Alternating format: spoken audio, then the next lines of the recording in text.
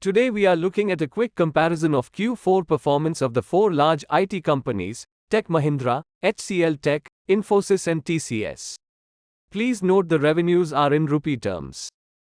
As you can see from the table, Q4 played out in a broadly similar fashion for all the companies.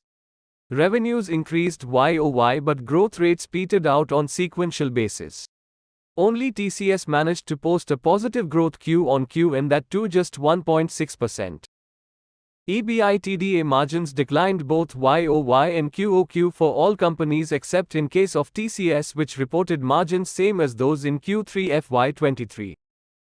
The price-to-earnings multiples of IT sector have corrected due to the overall negative sentiment, and the same is reflected in the share prices of these companies. TCS has always commanded a premium over the other three names and the trend still continues. When it comes to the management commentary on the Q4 performance, each company's management spoke about the challenging business scenario as corporates have cut down on discretionary spends. Despite the similar broad sentiment, each company had slightly different things to say about their own performance. If we were to grade them in terms of optimism, HCL Tech was way ahead of the other three, followed by Infosys. And both these companies offered similar guidance on revenue growth.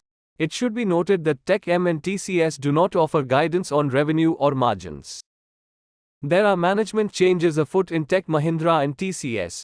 Hopefully, that will bring in greater optimism to dispel the otherwise somber mood of these two companies.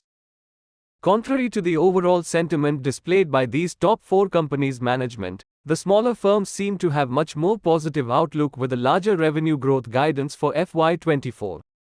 A lot of that may have to do with the relative sizes. As Mr. Ashok Soota remarked, the challenge of a $10 billion company to grow at even 10% or 5% for that matter means virtually growing another Happiest Minds. We got to get only $50 million of business. With our organization, with our field force, with our leaders, with our centers of excellence, with all of them, I see that we have no difficulty in getting to that capability and level. So clearly the smaller companies seem to be slightly more immune to the downturn than the larger companies. For a more detailed discussion on these and other companies' performances, you may follow the links mentioned below the video. Thank you.